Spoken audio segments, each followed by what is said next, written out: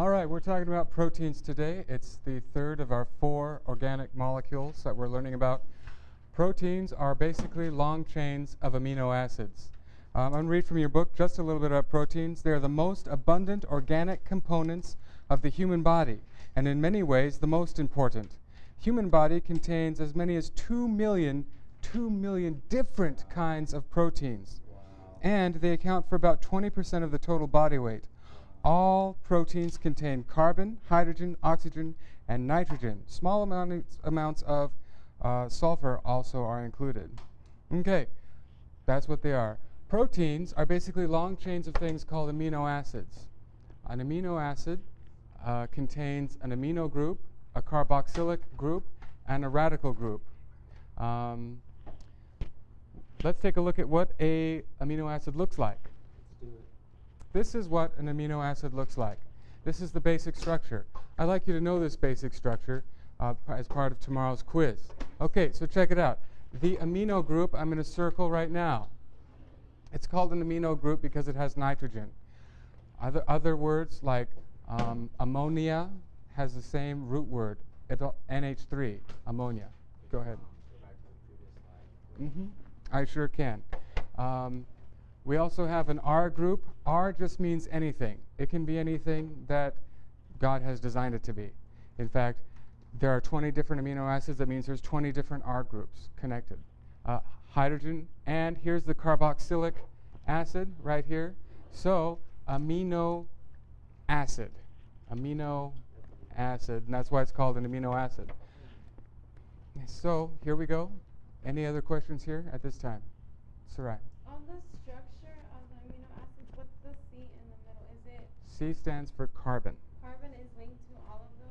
So that's what makes a protein if carbon is linked to all of those? No, actually a protein is a chain of amino acids. Or another way to say protein is a polypeptide, which is right here, polypeptide. So within the amino structure, there's amino groups? Within the structure of a protein, there are amino acid groups, yes. No, but this is the structure of an amino acid. Right, so let's go to the structure of an amino acid, which is right here, and let's look at it one more time. This is the amino group. There's one amino group for each amino acid. There's one R group, which can be anything, one hydrogen atom, and one carboxylic acid group. This comes together to make an amino acid. Okay? Which proteins are made of? And a protein is basically many of these linked together. With different sorts of R groups? Right, with different kinds of R groups. And the R groups determine how the protein is formed. What do proteins do? You can find this directly in your book. They support. They're for support and structure. I'm reading from page 52. They also help with movement in your muscles. The reason your muscles move are proteins are interacting. They also transport things. Insoluble lipids and respiratory gases. How does oxygen move throughout your blood? That's a protein. How does fat get dissolved in your digestive system? That's a protein. It's grabbing onto it. Buffering. What does that mean? It keeps your blood at the same pH. I'll be right with you. Metabolic regulation. What does that mean? It helps keep your chemical reactions in your body going at the proper rate. Number 6, coordination and control. Protein hormones can influence the metabolic activities of every cell. So your brain makes protein hormones to coordinate your body's action. And defense. Tough waterproof proteins in skin and hair and nails protect the body from hazards. Proteins called antibodies are components of the immune system. So proteins rock. They're really important. All right, here we go. Next slide. Okay, so what is a peptide bond? This is a peptide bond where you have 2 amino acids. This one's glycine and this one's alanine coming together, and it looks like our old friend water once again is being taken away. The OH from the carboxylic group and the hydrogen from the amino group, and it links together, forming a bond between the carbon and the nitrogen here, making a peptide bond. And that's a peptide bond. Wait. So take a look and check it out. So in the book it says that this had a Now that we've learned about the kinds of proteins and their functions, let me talk about a protein itself. A protein is a wildly complicated molecule that is formed on many different levels. For example, a car is formed on many different levels.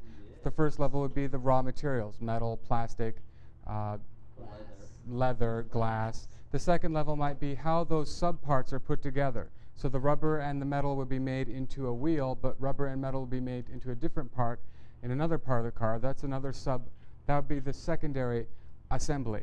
And then in proteins, there's tertiary and even quaternary, so many different levels of assembly. Let's look at those different levels of assembly now. Okay.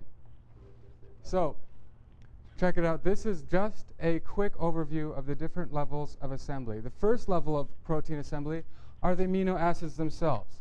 So, the amino acids are linking together with those peptide bonds to make a long, straight chain. All right? However, it's not done there. Remember those R groups that we were talking about previously? These R groups have different chemical properties. This will have a different chemical property. Some of them will be attracted to each other. Some of them will be repelled, like magnets. Other ones will do other things. And it's those different chemical properties that cause a variation in folding. And so this straight line, depending on the sequence, might turn into a helical rod shape, like a DNA spiral. Helical, thank you.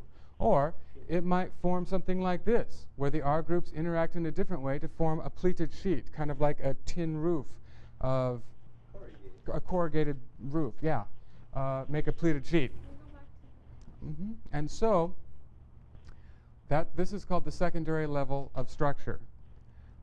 Before I continue on, what questions? So, the next level of structure is called tertiary structure, where these pleats and helical shapes will fold again based on other factors. Perhaps the pH level in the cell, perhaps there's actually another protein that will help fold it together in another way. That's right, in your cells you have proteins that help fold other proteins into other shapes, which is totally wild. So you form it into a tertiary structure like this, and finally this one is hemoglobin, where hemoglobin has 4 subunits that come together to make this big fancy protein, which is used to transfer blood throughout the body. So any questions, what I want you to know about primary, secondary, quaternary, and tertiary structure? No, sir. All right.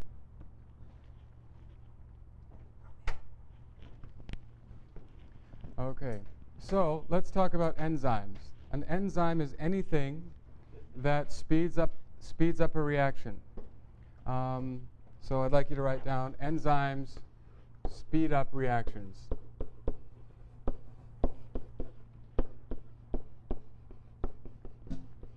Okay? You don't have to write everything you see down here, because we'll talk about it in just a little bit. So reactants, the substrate, interact with the enzyme to make a product by binding to the active site of the enzyme. We'll talk about that in just a minute.